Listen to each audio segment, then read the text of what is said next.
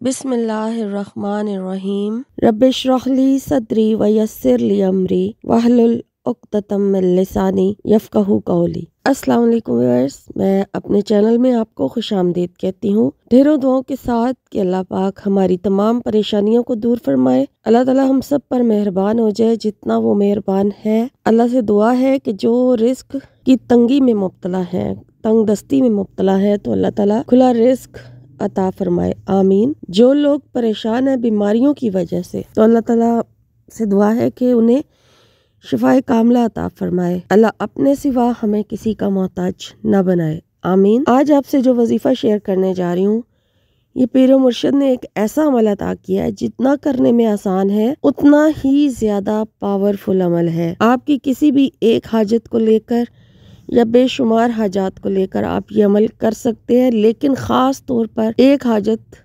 जो आप सबसे ज़्यादा चाहते हैं कि जल्दी पूरी हो जाए, आप उसी के लिए इस अमल को करें। उसके लिए ख़ास यानी नियत करके इस अमल को करें, और बाकी जितनी भी आपकी ख्वाहिशात और हाजात हैं वो आप इसके बाद अपने जो है रब के हजूर पेश कर सकते हैं, दुआएं उसके लिए मांग सकते हैं। लेकिन ख़ास तौर पर नियत आपने किसी भी एक उस हाजत के लिए करनी है जो आप चाहते हैं कि जल्दी पूरी हो जाए। तो पहले फटाफट से मेरे चैनल को, जो लोग फर्स्ट टाइम आए हैं, सब्सक्राइब कर लें, और मेरी हौसला अफजाई के लिए और वीडियो के वायरल के लिए वीडियो को लाइक ज़रूर कर दीजिए, शुक्रिया। और कमेंट करके आप अपने जो वज़ाइफ़ हैं, जो आपकी डिमांड है, वज़ाइफ़ आप मांग सकते हैं। आपकी ख्वाहिश के मुताबिक आपकी डिमांड पर इस चैनल पर वज़ाइफ़ अपलोड किए जाते हैं। तो आप लेटेस्ट अपलोड होने वाली वीडियो के नीचे कमेंट करके अपने लिए वजीफ़ा मांग सकते हैं।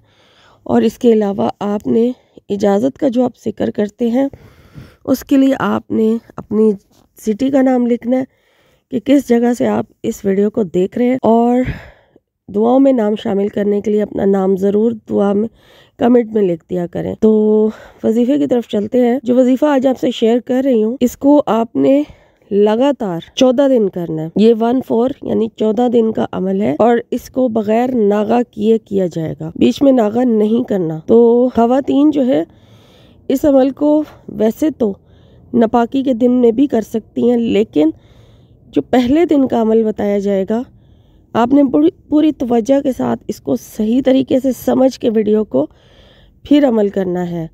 सही तरीके से सुने, फिर इस वीडियो को आपने यानी कि सही तरीके से इस अमल को सुन के फिर आपने ये वजीफा करना है। पहले दिन का जो अमल है वो पाकी की हालत में किया जाएगा, ठीक है। तो ख़वातीन को अगर खतरा है भी 14 दिन के बीच में अपने नापाकी के दिन आने का, तो वो पहले दिन का जो अमल है वो पाकी की हालत में करेंगी, और बाकी के 13 दिन को वो जो है बगैर वज़ू के भी कर सकती हैं, ठीक है। बावज़ू और बेवज़ू बाकी के 13 दिन का अमल किया जा सकता है।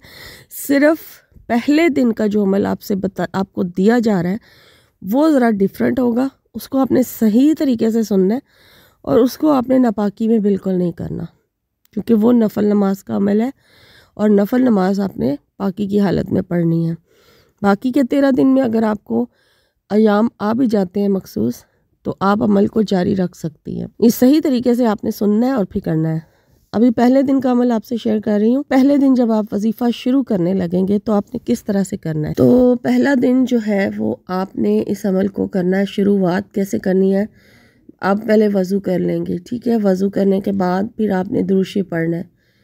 11 मरतबा दुरूद इब्राहिमी जो नमाज में पढ़ा जाता है वो आपने पढ़ लेना है, और पढ़ने के बाद फिर आपने 2 रकात हाजत की नीयत से नफल नमाज अदा करनी है। और पहली रकात में सूरह फातिहा के बाद आपने 10 मरतबा सूरह कौसर पढ़नी है, और दूसरी रकात में जब खड़े हों तो सूरह फातिहा के बाद 10 मरतबा सूरह इखलास पढ़ी जाएगी, ठीक है। इस तरह से फिर 2 नफल आप अदा कर लें। जब सलाम फेर लें, सलाम फेरने के बाद फिर आपने बैठ जाना है, और बैठे बैठे यानी बैठे हुए आप, तो उसी तरह से उसी हालत में आपने 10 मरतबा पहले सूरह कौसर पढ़नी है, हर बार बिस्मिल्लाहिर्रहमानिर्रहीम के साथ, और फिर 10 मरतबा हर बार बिस्मिल्लाह के साथ सूरह इखलास पढ़नी है।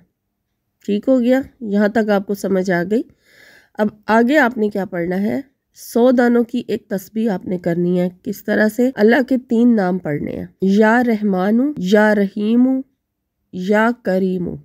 ये अल्लाह के 3 नाम है, या रहमान, या रहीम, या करीम। इस तरह से भी पढ़ सकते हैं, और या रहमानु, या रहीमु, या करीमु।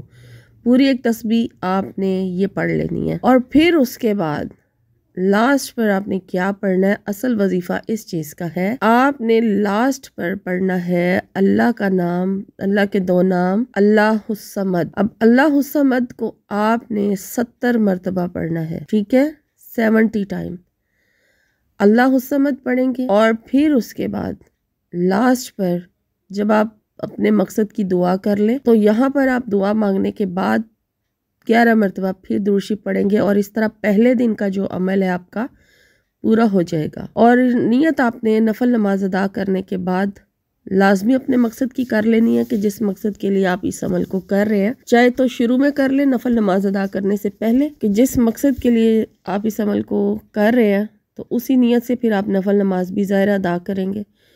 तो शुरू में नियत ज़रूर कर लें, अपने मकसद को अपने रब के हुजूर ज़रूर पेश करें, और फिर इस तरह से पूरा अमल आप करें जिस तरीके से पहले दिन का आपको अमल दिया गया है।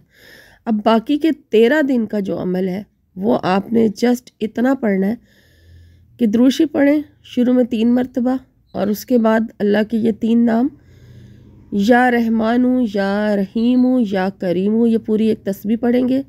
और फिर 70 मरतबा अल्लाहुस्समद ये पढ़ेंगे।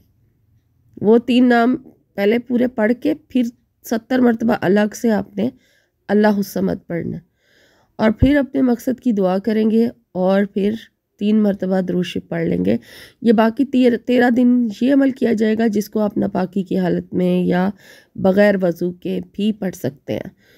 लेकिन जो शुरू के पहले दिन का अमल बताया गया वो आपको अच्छी तरह से समझ आ गई होगी कि मैंने सही डिटेल से आपको समझा दी है कि वो इस तरह से करना है, और 14 दिन लगातार आपने इस अमल को करना है बग़ैर नागे के। अब मैं आपको टाइम बता दूं कि आपने इस अमल को एक फ़िक्स इसका टाइम दिया गया है कि मगरिब की नमाज के बाद ही इस अमल को किया जाएगा, इशा की अज़ान और मगरिब की नमाज के दरमियान, ठीक है, ये अमल होगा पूरा।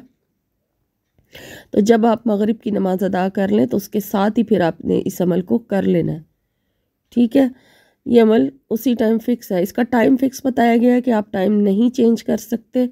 जगह अगर चेंज करनी पड़ भी जाए तो आप कर सकते हैं, ठीक है, 14 दिन। लेकिन अगर जगह बदल भी सकते हैं, जगह का कोई मसला इतना नहीं बताया गया, लेकिन टाइम का फिक्स बताया गया कि जो मगरिब का टाइम होता है उसी टाइम आपने इस अमल को करना है। इशा की अजान से पहले पहले इस अमल को ख़त्म कर लेना है। तो 14 दिन के अंदर अंदर आपकी एक तो वो हाजत जिस मकसद के लिए आप इस अमल को करेंगे वो पूरी हो जाएगी। लेकिन उसके साथ ये बताया गया कि आप जैसे जैसे इस अमल को 14 दिन यानी कि करेंगे, पहला दिन स्टार्ट हुआ है आपका अमल का, ये आपने वजीफ़ा किया, स्टार्ट किया, तो जैसे जैसे आगे दिन जाएंगे ना आपको खुद ब खुद अगर आपने सही तरीके से अमल किया होगा ना, पूरी तवज्जो के साथ, पूरी अकीदत के साथ, एहतराम के साथ, और ख़ास तौर पे तवज्जो के साथ, तो फिर आपको पहले दिन ही महसूस हो जाएगा कि आपका जो मकसद है ना वो पूरा हो जाएगा। इशारे मिलना शुरू हो जाएंगे आपको, आपका दिमाग जो है वो आपको इशारे देना शुरू कर देगा, या आपका दिल मुतमईन होना शुरू हो जाएगा कि जिस मकसद के लिए आपने इस अमल को किया है वो मकसद ज़रूर पूरा हो जाएगा। और अपने आप आसार नज़र आना शुरू हो जाएंगे, असबाब पैदा होना शुरू हो जाएंगे आपकी उस हाजत के पूरा होने के, आपको इशारे मिलना शुरू हो जाएंगे। लेकिन अगर ऐसा कुछ नहीं हुआ तो इसका मतलब ये होगा कि आपने अमल सही तरीके से परफॉर्म नहीं किया, आपने यानी कि तवज्जो पूरी नहीं दी, आपका माइंड कहीं और था, आपका ध्यान कहीं और था, और आप ज़ुबान से अमल अदा कर रहे थे, पढ़ रहे थे, लेकिन आपका माइंड कहीं और था, दिल और दिमाग कहीं और था, और आप ज़ुबान से सिर्फ ज़िक्र कर रहे थे।